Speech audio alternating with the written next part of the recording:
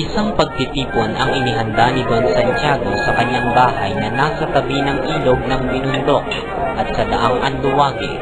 Siya ay kilala sa bansag na Kapitan Tiago at higit na kilala siyang maginoo at bukas ang palad sa pagtulong sa kapwa.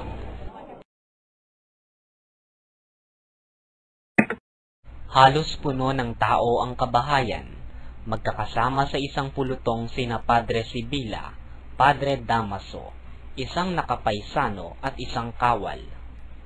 Kaalis ko pa lamang sa bayang San Diego. Pagkatapos ng 20 taong panunungkulan, may 6,000 mamamayan doon at ang lihim ng bawat isa ay batid ko. At nang ako'y umalis, sino ang naghatid sa akin?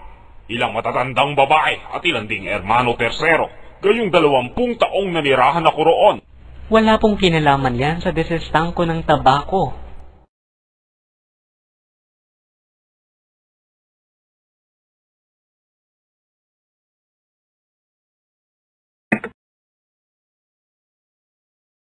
Nabigla si Padre Damaso at halos mabitawan ang hawak na kopita. Ano? Hindi kayo nakaiintindi? Hindi ba ninyo nalalamang mali ang pagbabagong ginagawa ng mga ministro? Naniniwala ba kayo?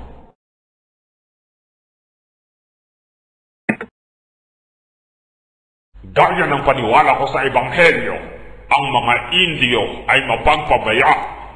Ipagpatawad ninyo ang di ko pagsang-ayon. Ang inyong sinasabi pumukaw sa aking damdamin. Likas po ba sa mga taong iyan ang pagkapabaya o iyo'y pagtatakip lamang sa pamamahala ng mga sumako na aking narinig sa isang manlalakbay? Si Ginoong Laruha ang magpapatunay sa inyong ang mga Indio ay mangmang at mapagwalang bahala. Iyan ang totoo. Wala nang hihigit pa sa mga Indio sa kamangmangan at pagkawalang utang na loob.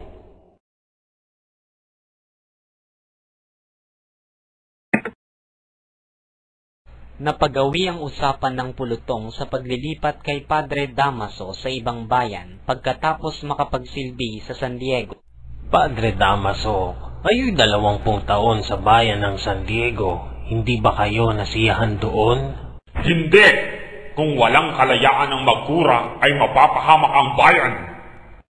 Ano ibig ninyong sabihin? Iyan ang sanhi ng mga kapahamakan. Ang mga erehen kaaway ng Diyos ay pinanigan ng pamahalaan. Ang tenyente muling nagtanong. Hinarap siya ni Padre Damaso at mariing nagsalita. Kapag ang kuray nagpahukay ng isang bangkay ng isang erehe, kahit na ang hari walang karapatang makialam ni magparusa. Dapat ninyong malaman na ang general ay kinatawan ng hari. Bawiin ninyo ang inyong sinabi, kung hindi, bukas na bukas di malalaman niya ng general.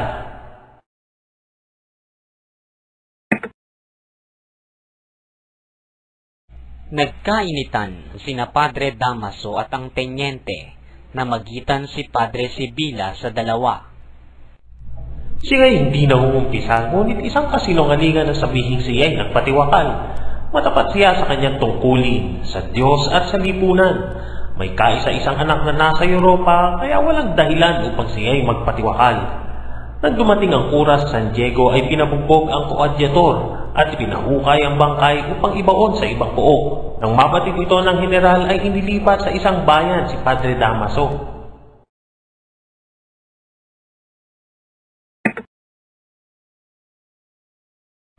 Pagkatapos ay lumayo ang tenyente. Unti-unting nagbalik ang katiwasayan sa bulwagan. Dumating ang ilan pang mga bagong panauhin, gaya ng mag-asawang sina Dr. de Espadanya at Doña Victorina.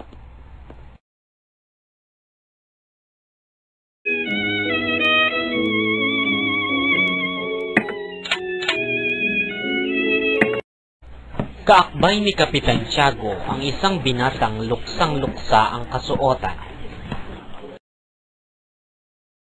Parangal kong ipakilala sa lahat si Ginoong Crisostomo Ibarra, anak ng nasira kong kaibigan. Kadarating lamang niya buhat sa 7 taong pag-aaral sa Europa.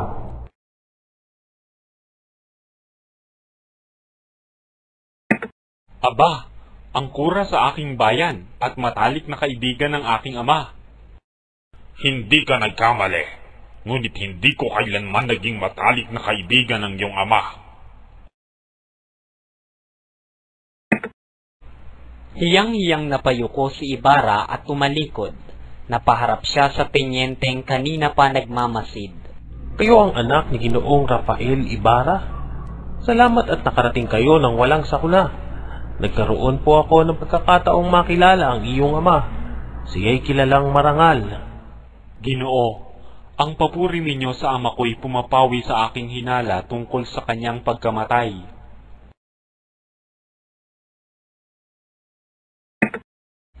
Lumapit sa umpukan ng mga binata si Ibarra upang makipagkilala. Mga Ginoo, ipahintulot ninyong ipakilala ko ang aking sarili tulad ng kaugalian sa Alemanya dahil sa kawalan ng magpapakilala sa akin. Hindi ko nais dalhin dito ang kaugalian sa ibang lupain sapagkat tayo rito ay may likas na kabutihang ugali, ngunit ako'y napilitan. Mga Ginoo, ang pangalan ko'y Juan Crisostomo Ibarra y Magsalin.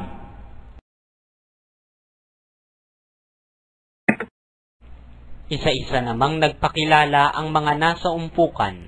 Namukhaan ni Ibarra ang isang makata roon. Ang inyong mga tula ay bumuhay sa aking pagmamahal sa aking bayan. Ano ang sanhi ng hindi ninyo pagsulat? Ang isipan ko'y ayaw kumilala at magsinungaling.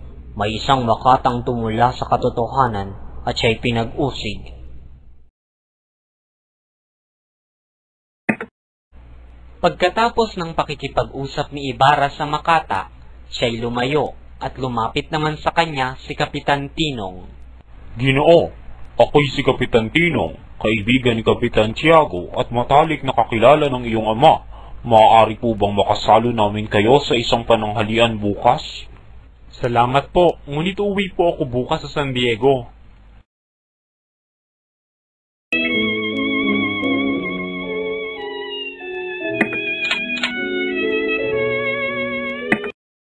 Isa-isang nagtungo sa hapagkainan ang mga panauhin.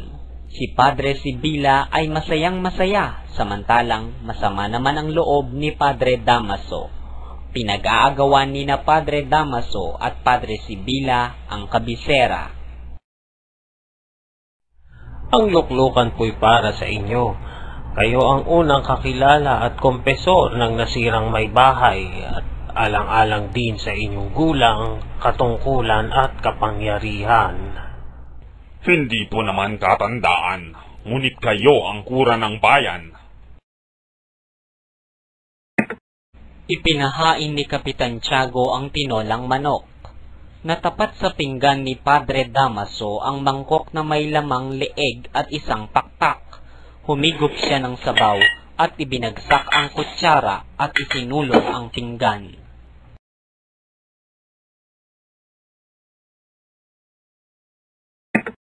Marahil ay nakalimutan mo na ang iyong bayan dahil sa tagal ng pamamalagi mo sa Europa. Kahit ako'y kalimutan ng aking bayan, sa lahat ng sandali inaalala ko siya. Haling bansa sa Europa ang naibigan ninyo? Kahit aling malayang bayan sa Europa, ngunit una sa lahat ang Espanya na siya kong pangalawang inang bayan. Ano naman po ang pinakamahalagang bagay na inyong nakita na naging katangi-tangi sa pamumuhay, sa pananampalataya, at sa lahat na? Bago ako tumungo sa isang bayan ay pinag-aaralan ko muna ang kanyang kasaysayan at pagkatapos ay wala ng katangian ang bawat makita ko. Ngunit natiyak kong ang kasaganaan o kadahupan ng bayan ay nababatay sa taglay nilang kalayaan. Iyan lamang ang nakita mo? Alam na iyan ng lahat ng bata sa paaralan. Nangamba ang lahat na baka magkaroon ng kaguluhan. Mga Ginoo, hindi dapat ipagtaka ang sinabi ng aming dating kura. Nagpagunita ito sa aking kabataan. Salamat at binuhay nila ang nakaraang ipinagsalo nila ng aking ama sa aming maralitang hapag.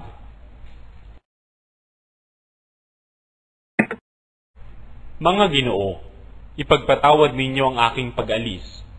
Ako po'y lalakad bukas, kaya't maraming dapat lutasin. Mga Ginoo, sa ikabubuti ng Espanya at Pilipinas,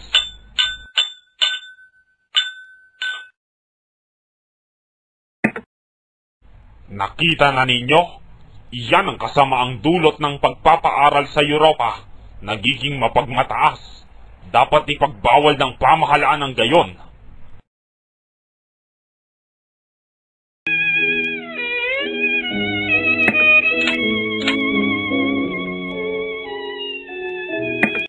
Naglalakad si Ibarra na walang tiyak na patutunguhan.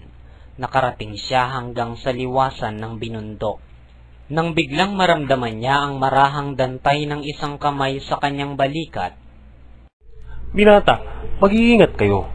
Ang nangyari sa iyong ama ay isang halimbawang hindi na dapat maulit pa. maaari po bang sabihin ninyo ang kanyang naging kapalaran? Akala ko'y alam na ninyo. Ngunit huwag kayong mabahala. Dito po'y kailangang mabilanggo upang maging marangal. Alam kong hindi ninyo ako nais pasakitan. Sabihin ninyo kung bakit siya nabilanggo.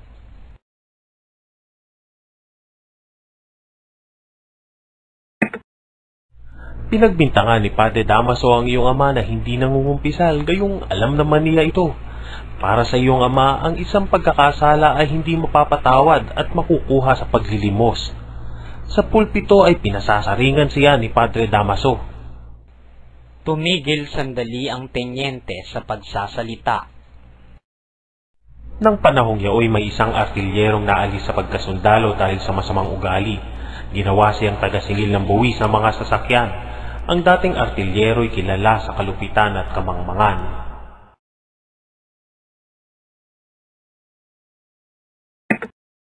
Isang araw, ang artilyero'y tinukso ng mga bata at sinigawan ng Babe di Bobu. Hinabol niya ang mga bata at nang abutan ay pinukol ng kanyang baston.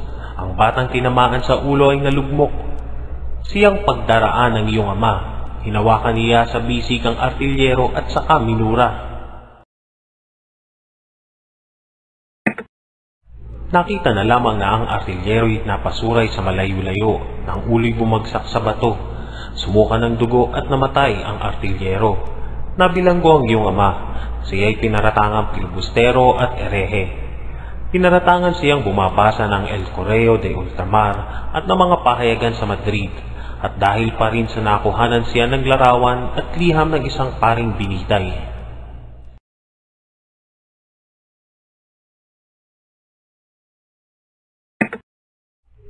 Dapat sana siyang makalaya sapagkat pinatunayan ng mga gagamot na ang kinamatay ng artilyero ay pamumuo ng dugo sa ulo. Lumapit ako sa isang batikan at binatang manananggol na Pilipino, si Ginoong Ma. Ngunit siya'y tumanggi. Sa payo niya, lumapit ako kay Ginoong A. Ngunit bawat paratang na mapasinungalingan niya'y pinapalitan agad ng ibang paratang.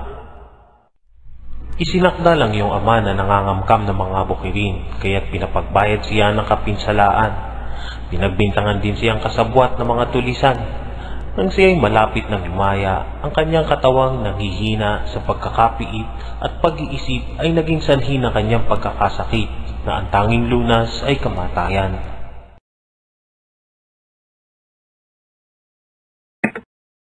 Pagkatapos ng kanilang pag-uusap, pumasok sa kwartel ang tenyente at sumakay naman sa kalesa si Ibarra at nagpahatid sa Fonda de Lala.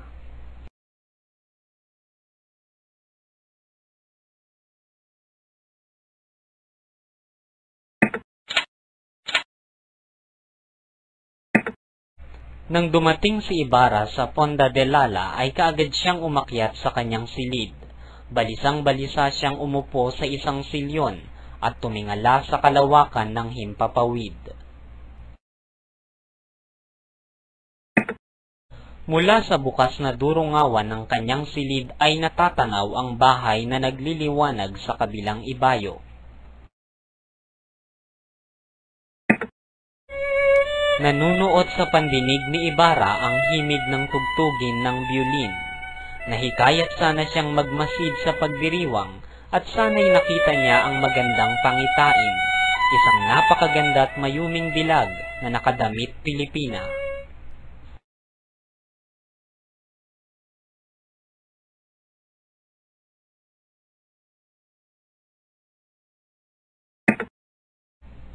Isang dalaga lamang ang parating laman ng isipan ni Ibarra.